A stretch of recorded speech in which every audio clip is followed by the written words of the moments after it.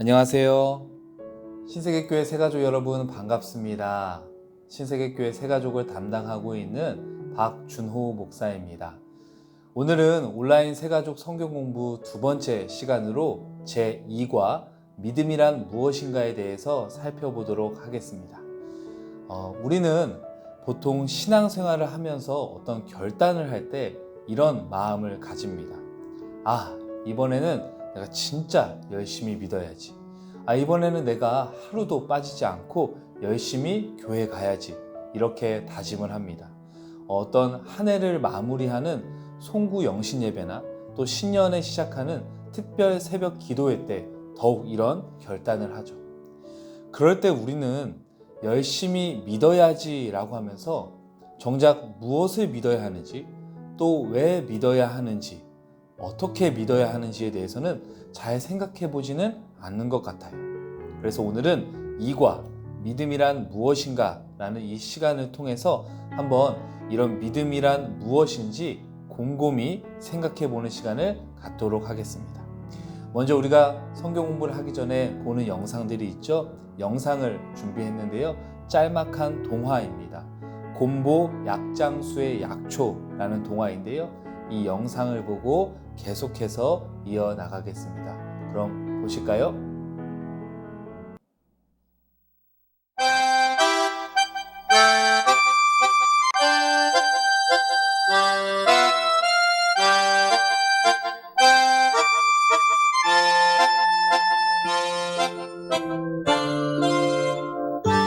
옛날 어느 산골 구석에 마을 하나가 생겨났습니다. 그들은 언제나 서로를 속이고 서로에게 속으며 살아갔습니다.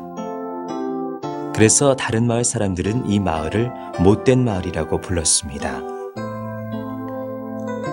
이듬해 온 나라에 풍년이 들었습니다. 못된 마을도 이제는 먹을 것이 넉넉해졌습니다.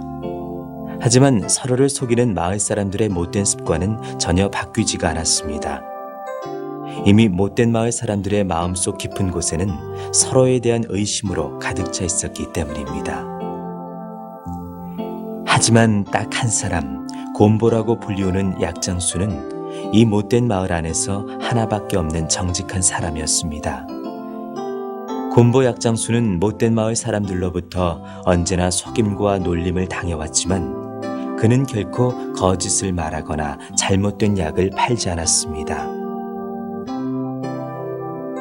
그러나 못된 마을 사람들은 정직한 곰보 약장수의 말을 믿지 않았습니다. 곰보 약장수도 언젠가는 자기들을 속일 것이라고 생각했기 때문입니다. 하지만 곰보 약장수는 단 한 번도 마을 사람들에게 거짓을 말하지 않았습니다. 언제부턴가 이 못된 마을에 전염병이 돌기 시작했습니다. 아주 지독한 전염병이었습니다. 어느새 수많은 사람들이 쓰러지고 죽어갔습니다. 그러자 곰보 약장수는 전염병을 고칠 수 있는 약초를 구하기 위해서 험한 산속으로 들어갔습니다. 며칠 후 곰보 약장수가 약초를 구해서 마을로 돌아왔습니다. 그런데 못된 마을 안에는 이미 다른 약장수들이 마을 사람들에게 약초를 팔고 있었습니다. 하지만 이 약초는 전염병에 전혀 효과가 없는 가짜 약초였습니다. 당연히 전염병으로 죽는 사람들의 수는 줄어들지 않고 점점 늘 수밖에 없었습니다. 못된 마을 사람들은 이제 누구의 말을 믿어야 될지 몰랐습니다.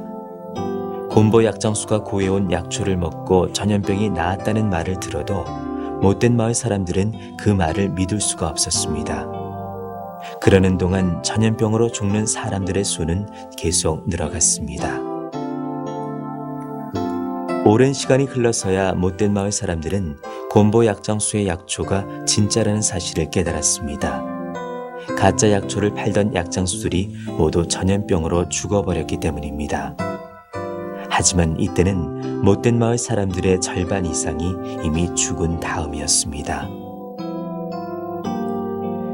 그 뒤로 이 지독한 전염병은 못된 마을에서 점점 사라져갔습니다. 그리고 전염병과 함께 서로를 믿지 못하는 마을 사람들의 못된 습관도 점점 사라지기 시작했습니다.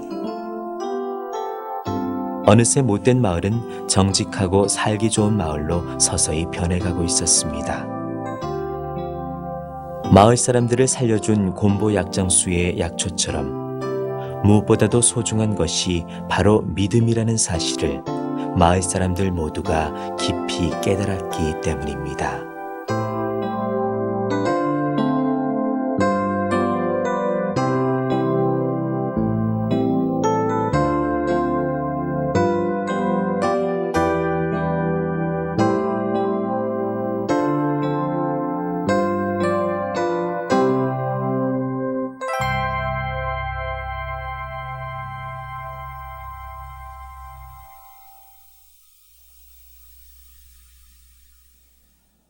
네, 잘 보셨나요? 이 이야기가 말하고 있는 것은 무엇일까요? 영상 마지막에 믿음은 이 세상을 밝히는 또 하나의 눈입니다 라는 그런 메시지가 나옵니다. 믿음이라는 것은 사실 우리 눈에는 보이지 않습니다. 하지만 눈에 보이는 그 어떤 것보다 중요합니다. 사실 이 믿음이 없이는요, 우리는 단 하루도 세상을 살아갈 수가 없습니다. 비행기를 탈 때 믿음이 없으면 불안해서 탈 수가 없고요. 또 길을 걸을 때 서로에 대한 믿음이 없으면 차가 길을 덮치지 않을까? 저 달려오는 차가 나를 덮치지 않을까? 저 내 앞에 오는 사람이 나를 해코지하지 않을까? 라는 걱정으로 길도 걸을 수 없습니다. 은행에 대한 믿음이 없으면 우리는 돈을 맡길 수도 없습니다. 이렇듯 믿음은요, 너무나 현실적인 단어입니다. 믿음은 우리가 살아가는 데 있어서 너무나 중요합니다. 이야기에 나왔던 못된 마을의 슬픔은 무엇일까요? 바로 마을 안에 믿음이 존재하지 않았다는 것이죠. 누구를 믿어야 할지 모르는 그런 상황 속에서 수많은 마을 사람들이 죽었습니다. 아마도 그들은 서로를 믿었다면 살 수 있었을지도 모르죠. 그렇기 때문에 이 이야기가 말하고 있는 것은 바로 믿음은 뭐다? 믿음은 생명이다 라는 것을 말하고 있습니다. 교회에서 믿음을 강조하는 것도 바로 이런 이유에서입니다. 믿음이 없이는 온전한 신앙생활을 할 수 없고 또 진정한 그리스도인으로 살아갈 수가 없기 때문이죠. 그렇기 때문에 오늘 우리가 살펴볼 이 믿음이라는 것은 신앙생활에 있어서 굉장히 중요합니다. 여러분은 지금까지 살아오시면서 가장 신뢰했던 또는 가장 신뢰할 만한 믿음의 대상들이 어떤 것이 있었나요? 누군가에게는 가족이 있을 수도 있고 누군가에게는 지식이나 물질, 또 직장이나 자식, 누군가에게는 하나님이 되실 수도 있었겠죠. 그럴 때 내가 신뢰했던 그것을 통해 얻었던 혹은 얻을 수 있는 최고의 결과는 무엇이었나요? 그것들은 나의 생명을 구원할 능력을 가지고 있었나요? 내가 그동안 의지하고 신뢰해온 대상이 과연 정말 안전한 것인지 한번 생각해 봤으면 좋겠습니다. 누군가는 돈을 의지했다면, 돈을 내가 믿을 수 있는 최고의 것이라고 생각했다면 돈과 함께 그 사람의 삶의 방향이 결정이 됩니다. 돈이 있을 때는 그 사람이 행복할 수 있지만 돈이 떠나가면 그 사람은 정말 불행한 사람이 되고 말죠. 이렇듯 많은 사람들이 돈이나 지식, 명예, 건강을 믿고 그것을 가지려고 노력하지만 이것들은 잠깐 왔다가 지나가는 것입니다. 결국 죽음이라는 숙명 앞에 영원한 것은 없습니다. 우리가 그동안 믿고 의지했던 것은 영원하지 않죠. 그렇다면 영원한 것은 무엇일까요? 이제 우리는 지금까지 의지해왔던 것에서 관심을 돌려서 내가 영원히 믿고 의지하고 따라가야 할 대상인 그 주님이 어떤 분인지, 그분을 믿는다는 그 믿음은 무엇인지 한번 오늘 교재를 통해서 살펴보도록 하겠습니다. 그럼 우리 교재를 한번 펴볼까요? 네, 교재 준비되셨죠? 교재 7쪽입니다. 교재 7쪽 제2과 믿음이란 무엇인가입니다. 제가 밑에 굵은 글씨부터 읽어 나가도록 하겠습니다. 교회를 다니게 되면 가장 많이 듣고 사용하는 낱말이 믿음이라는 사실을 금방 알 수 있습니다. 믿음이 없이는 구원받을 수 없으며 하나님을 기쁘게 할 수도 없고 또 세상을 이길 수도 없습니다. 이처럼 믿음은 교회를 다니는 사람들에게는 생명과도 같은 것입니다. 그러므로 믿음이 무엇인가를 우리는 정확하게 알아야 하며 순수하고 강한 믿음을 소유한 신앙인이 되어야 합니다. 성경을 자세히 보십시오. 거짓 믿음을 가진 자가 얼마나 많으며 병든 믿음을 가지고 살다가 가장 중요한 시점에서 모든 것을 잃어버리는 불행한 사람들의 종말을 우리는 보게 됩니다. 이제 우리는 이런 불행한 자들이 되지 않기 위해서 믿음에 관한 중요한 것들을 공부해 보도록 하겠습니다 라고 나와 있습니다. 그렇다면 우리 이제 질문과 성경은 어떻게 말하고 있는지 그 대답을 통해서 한번 지속적으로 계속 한번 살펴보도록 하겠습니다. 자, 첫 번째 질문입니다. 첫 번째 질문. 참 믿음은 어떠한 대상과 내용을 갖습니까? 참 믿음은 어떠한 대상과 내용을 갖습니까? 라는 것입니다. 1번에 1번입니다. 믿음의 대상. 우리가 믿어야 되는 대상이 누구인지, 우리가 어떤 믿음으로 어떤 대상을 믿어야 되는지가 나오는 것이죠. 마태복음 16장 16절 말씀에 이렇게 나와요. 시몬 베드로가 대답하여 이르되 주는 그리스도시요 살아계신 하나님의 아들이시니이다 라고 나옵니다. 시몬 베드로가 대답하는 장면인데요. 어느 날 예수님께서 12명의 제자들과 쭉 둘러 앉으신 다음에 제자들에게 이렇게 물어보셨어요. 여러분, 내가 지금 여러분과 같이 다니면서 사람들을 치유하기도 하고 사람들에게 말을 전하기도 하는데 혹시 그 사람들이 나를 뭐라고 합니까? 뭐라고 부릅니까? 라는 질문이었죠.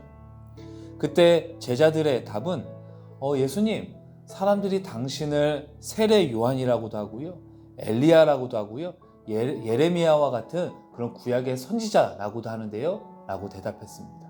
그러니까 사람들이 예수님을 구약에 나오는 예언자나 선지자 정도로 생각합니다 라는 대답이었죠. 그때 예수님께서 그 대답을 잘 들으신 다음에 바로 옆에 있는 베드로, 그 2인자 오른팔인 베드로를 보고 이렇게 물어보셨어요. 그럼 베드로, 당신은 나를 뭐라고 생각합니까? 그때 했던 베드로의 대답이 바로 이 마태복음 16장 16절의 말씀입니다. 시몬 베드로가 대답하여 이르되 주는 그리스도시요 살아계신 하나님의 아들입니다 라는 대답이죠. 이것은 성경 속에서도 그리고 지금까지 신앙의 전통 속에서도 예수님을 가장 잘 고백한 그런 고백이다 라고 우리는 평가하고 있는데요. 왜 그런 고백인지 한번 단어 하나하나 살펴보도록 하겠습니다. 먼저 주에 동그라미 쳐볼까요? 주. 네. 주라는 뜻은 무엇일까요? 네. 주는 말 그대로 주인이라는 뜻입니다. 그러니까 우리 삶의 주인, 내 삶의 주인이라는 뜻이죠. 베드로는 예수님을 내 삶의 주인입니다. 당신은 나의 삶을 이끌어갈 주인입니다 라고 고백한 것입니다. 그 다음 단어 그리스도입니다. 그리스도에 한번 동그라미 쳐볼까요? 그리스도라는 단어는 무엇을 뜻하는 것일까요? 네, 그리스도는 메시아, 기름 부음 받은 자, 구원자라는 뜻을 가지고 있습니다. 베드로는 구약에서부터 예언되었던 그 구원자, 메시아가 바로 당신입니다 라고 고백하고 있는 것이죠. 세 번째 단어는 하나님의 아들입니다. 하나님의 아들. 사람의 아들이 사람이라면 하나님의 아들은 하나님인 것이죠. 그러니까 베드로는 지금 당신은 하나님의 아들로 사람인 동시에 당신은 하나님입니다. 당신은 신입니다 라고 예수님께 있는 신의 속성을 가르쳐서 고백하고 있는 것입니다. 정말 놀라운 고백이죠. 마지막 단어는요, 살아계신이라는 단어에 우리가 주목해 볼 필요가 있습니다. 여러분, 혹시 이 구절에서 살아계신이라는 단어를 한번 손가락으로 가려보시겠어요? 그리고 나서 한번 읽어보겠습니다. 시몬 베드로가 대답하여 이르되 주는 그리스도시요 하나님의 아들이시니이다. 네, 어때요? 네, 말이 되죠? 그렇다면 굳이 베드로는 왜 이 살아계신이라는 단어를 붙였을까요? 바로 예수님께서 가지신 그 하나님의 속성, 하나님이 지금 당신과 함께 우리와 함께 하십니다 라는 그런 하나님의 현재성을 이렇게 고백하고 있는 것입니다. 구약에서부터 하나님께서 이스라엘 백성들을 이끄시고 구원하셨던 그 하나님이 지금 예수님 당신을 통해 우리와 살아 역사하고 계십니다 라고 이렇게 고백하고 있는 것이죠. 그렇기 때문에 우리는 예수님 당신을 하나님의 아들로 또 그리스도로 우리가 믿을 수 있습니다 라고 베드로는 고백하고 있습니다. 바로 우리의 믿음의 대상이 이런 예수 그리스도인 것이죠. 두 번째로 넘어가 볼까요? 두 번째는 믿음의 내용입니다.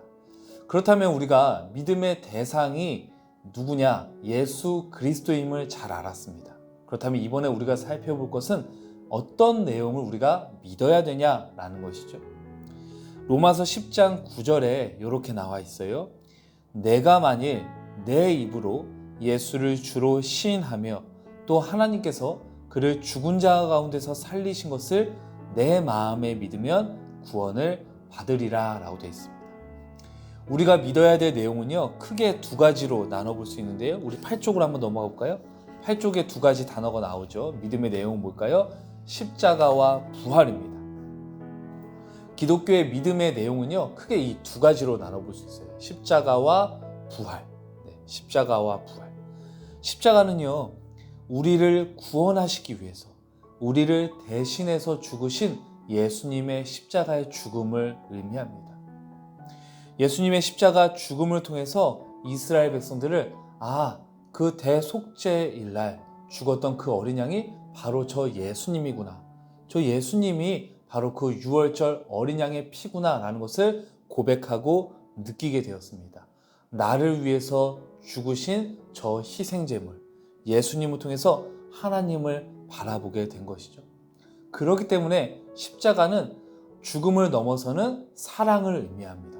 죽음을 넘어서는 하나님의 사랑이 바로 그 십자가의 내용인 것이죠. 그렇기 때문에 우리가 십자가에 달려 죽으신 예수님을 고백할 때는 반드시 따라오는 것은 하나님의 놀라운 사랑을 우리는 고백하고 믿게 되는 것입니다. 네, 그렇다면 두 번째 믿음의 내용은 무엇인가요? 바로 부활입니다. 제가 첫 번째 시간에도 말씀을 드렸지만 예수님께서 십자가에 달려 죽으신 이후에 그냥 그대로 생을 마감하셨다면 아마도 사람들은 좋은 하나님의 사람, 좋은 예언자가 우리를 위해 죽었구나 라고 생각했을 것입니다. 하지만 예수님은 그 죽음을 이기시고 다시 부활하셨습니다.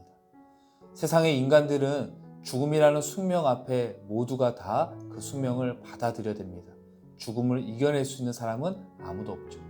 하지만 예수님께서 죽음을 이겨내시고 부활하셨다는 것은 바로 예수님이 하나님의 아들이심을 비로소 몸소 보여주신 것입니다. 그렇기 때문에 그것을 보고 듣고 믿고 고백하는 자들에게 찾아오는 것은 바로 부활의 소망인 것이죠. 예수님을 믿는다는 것이 죽음 이후에 우리가 다 끝나는 것이 아니라 그것을 넘어서는 부활의 소망이구나. 그것을 넘어서는 영원한 하나님의 나라가 있구나라는 소망을 가질 수 있게 되는 것이죠. 그렇기 때문에 우리는 믿음의 내용을 십자가의 사랑 그리고 부활의 소망으로 고백하며 나아갈 수 있습니다. 자, 이제 우리 큰 2번으로 한번 넘어가 볼까요? 큰 2번. 조금 어려운 질문이 나오는데요. 한번 제가 읽도록 하겠습니다. 믿음과 구원의 관계를 정리하고 그 중요성을 살펴봅시다. 네, 굉장히 좀 어려운 질문이에요. 이번에 1번을 보겠습니다. 이번에 1번, 믿음과 구원의 관계입니다. 로마서 10장 10절 말씀에 이렇게 나와 있어요. 사람이 마음으로 믿어 의에 이르고 입으로 시인하여 구원에 이르느니라 라고 되어 있습니다. 마음으로 믿는다는 것은요, 내적인 믿음을 의미합니다. 그리고 입으로 시인한다는 것은 외적인 고백을 의미하죠. 이런 내적인 믿음과 또 외적인 고백이 같이 일어나는 이런 믿음의 고백이 우리를 그리스도인으로 성장하게 만들어줍니다. 이전과는 다른 삶을 말하는 것이죠. 구원이라는 것은요, 내가 예수님을 영접한다 라는 뜻도 있지만 이것을 구약으로 가져왔을 때는 신분의 변화를 의미합니다. 애굽의 노예였던 그 이스라엘 백성들의 울부짖음과 고통을 들으시고 하나님은 그들을 건져내 주셔서 애굽을 탈출시켜 주셨습니다. 그리고 그들이 하나님의 백성이 되게 하셨죠. 애굽에 있었던 이들의 신분이 노예였다면 이제 그 애굽을 탈출한 이들의 신분은 하나님의 백성이 된 것입니다. 바로 이런 신분의 변화가 구원인 것이죠. 이렇듯 아무것도 보잘것없고 잘하는 것이 없는 우리를 하나님께서는 구원해 주셔서 그 구원이라는 선물을 주셨고 우리는 그것을 통해서 하나님의 백성이 되는 그런 은혜를 누리게 되었습니다. 바로 이런 삶의 변화가 우리 안에서 믿어지고 또 외적으로 고백이 될 때 우리는 그리스도인으로 더욱 성장하게 되는 것입니다. 두 번째, 중요성이라고 나옵니다. 중요성. 에베소서 2장 8절에서 9절 말씀. 너희는 그 은혜에 의하여 믿음으로 말미암아 구원을 받았으니 이것은 너희에게서 난 것이 아니요 하나님의 선물이라. 행위에서 난 것이 아니니 이는 누구든지 자랑하지 못하게 함이라. 아멘. 여기서 중요한 것은요, 바로 하나님의 선물입니다. 저에게는요, 5살 된 남자 아이가 있어요. 아들이 있는데 굉장히 자동차를 너무나 좋아합니다. 자동차 장난감을 너무 좋아해요. 제가 어느 날 저희 아들을 주려고 좋은 장난감을 사서 포장을 한 다음에 집에 가져갔어요. 그리고 제가 그 아들에게 선물을 주었습니다. 재하야, 이거 아빠가 너에게 주는 선물이야 라고 주었을 때 제가 이 아들에게 바라는 것은 무엇일까요? 네, 바로 그 선물 상자를 막 뜯어서 너무나 감사하게 재밌게 그 장난감을 가지고 노는 것이죠. 하나님께서도 바로 우리에게 원하시는 것이 그것입니다. 하나님께서는요, 이 믿음, 이 구원을요, 우리에게 선물로 주셨습니다. 내가 11조를 잘해서, 내가 교회에 잘 나와서, 내가 성경을 많이 알아서 하나님께서는 이 구원을 주신 것이 아니죠. 그냥 값없이 주신 것이 바로 이 구원입니다. 그렇게 구원은요, 하나님의 은혜임을 우리는 고백할 수 있습니다. 믿음은요, 하나님의 은혜로 받은 거예요. 왜 구원이 중요하냐? 바로 값없이 주신 하나님의 선물이기 때문에, 하나님의 은혜이기 때문입니다. 그렇기 때문에 하나님은요, 우리가 구원받은 자녀로서 그것을 누리면서 당당하게 살아가길, 즐겁게 살아가길 원하고 계십니다. 그것이 하나님께서 우리를 구원해 주신 하나님의 뜻이기도 하죠. 자, 이제 큰 3번으로 한번 보겠습니다. 큰 3번입니다. 3번, 믿음은 돌아서는 결단이며 자신을 전 인격적으로 내맡기는 행위입니다. 당신의 믿음은 어떠하십니까? 라고 되어 있어요. 네, 믿음은 돌아서는 결단이고 전 인격적으로 내맡기는 행위이다 라고 되어 있죠. 그러니까 이건 이런 말이에요. 하나님께서 나를 구원해 주셨는데 나는 그런 어떤 모습으로 이 세상을 살아가고 있습니까? 라는 질문이죠. 첫 번째, 결단입니다. 3번에 1번 결단. 요한일서 2장 15절에 이렇게 나와 있어요. 이 세상이나 세상에 있는 것들을 사랑하지 말라. 누구든지 세상을 사랑하면 아버지의 사랑이 그 안에 있지 아니하니 라고 되어 있습니다. 결단은요, 이렇게 볼 수 있습니다. 여기서 말하는 세상은요, 우리가 살아가는 이 세상 모든 것을 말하는 것이 아니라요, 바로 하나님의 통치가 임하지 않은 곳, 하나님께서 계시지 않는 악함이 있는 곳을 하나님께서는 미워하신다라는 것이죠. 그렇기 때문에 우리는요, 이 하나님의 통치가 있지 않은 곳, 악함이 있는 곳에서 하나님 나라의 백성으로 내가 살아가겠습니다 라는 결단을 하면서 살아가야 되는 것이죠. 우리 성도님 한 사람이 그곳에서 하나님의 통치를 누리면서 살아간다면 바로 그곳이 하나님의 나라가 됩니다. 그런 성도님의 삶이 이곳에서 또 저곳에서 쭉 넓혀져 나간다면 하나님의 나라가 확장되어 나가는 것이죠. 그렇기 때문에 내 삶의 우선순위를 하나님께 두면서 살아갈 때 바로 그곳, 성도님의 삶의 현장이 하나님의 나라가 되는 것입니다. 두 번째, 위탁입니다. 누가복음 18장 24절에서 25절 말씀 제가 읽도록 하겠습니다. 예수께서 그를 보시고 이르시되 재물이 있는 자는 하나님 나라에 들어가기가 얼마나 어려운지 낙타가 바늘귀로 들어가는 것이 부자가 하나님의 나라에 들어가는 것보다 쉬우니라 하시니 라고 되어 있습니다. 여기서 위탁이라는 말은요, 전적인 의지입니다. 하나님의 나라는 내가 어떤 재물을 사용하거나 내가 어떤 다른 것을 사랑하는 것이 아니라 하나님을 전적으로 의지하는 곳이 바로 하나님 나라입니다. 내가 죽어서 가는 그 나라도 하나님 나라이지만 내가 이 땅 이곳에서 하나님의 뜻에 맞게 살아간다면 바로 그 현장이 하나님의 나라인 것이죠. 그렇기 때문에 참 믿음이란 내가 전적으로 하나님을 의지하고 살아가는 것이죠. 한번 생각해 보셨으면 좋겠어요. 우리에게 나는 과연 이 모습대로 지금 나의 삶의 자리에서 하나님의 나라를 살아가고 있는가? 나는 전적으로 하나님을 의지하고 믿고 살아가고 있는가? 바로 이 질문을 통해서 여러분의 삶의 자리를 다시금 하나님의 나라의 백성답게 살아가도록 결단해 나가셨으면 좋겠습니다. 네 번째는요, 제목만 읽고 넘어가도록 하겠습니다. 9쪽에 나오는 제목인데요. 이런 참 믿음을 소유한 자가 누리는 축복에 대해서 네 가지가 나와 있어요. 첫 번째가 기쁨과 평강을 누리는 것입니다. 하나님께 구원받은 자로서 살아가는 사람들에게 주어지는 것이 바로 참 기쁨과 참 평안입니다. 세상이 줄 수 없는 것들이죠. 두 번째가 기도의 응답입니다. 기도의 응답은 다른 것이 아니에요. 하나님께 교제함으로 인해서 하나님께 내가 기도를 올려드릴 때 하나님께서는 그 기도에 응답해 주십니다.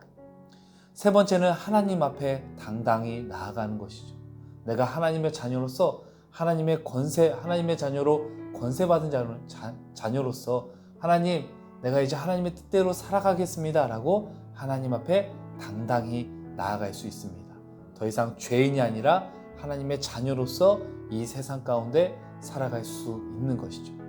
마지막 네 번째가 신앙생활의 승리입니다. 죄에 굴복해서 죽음의 어두운 그늘 안에서 살아가는 것이 아니라 내가 신앙생활 가운데 하나님의 자녀로 온전히 살아가겠습니다 라고 당당하게 살아가는, 죄에서 승리하는 그런 영광스러운 삶을 살아갈 수 있는 것이죠. 이것이 바로 참 믿음을 소유한 자가 누릴 수 있는 축복입니다. 이제 참 믿음을 소유함으로써 이 축복을 누리며 살아가시는 저와 여러분이 되길 간절히 소망합니다. 네, 여기까지가 오늘 2과의 내용이었는데요. 이제 계속해서 화상 채팅으로 오늘 강의를 통해 나눈 것들을, 느낀 점들을 나누고 또 질문할 거리들을 함께 나누는 시간을 갖도록 하겠습니다. 그럼 다음 시간에 뵙도록 하겠습니다. 안녕히 계세요.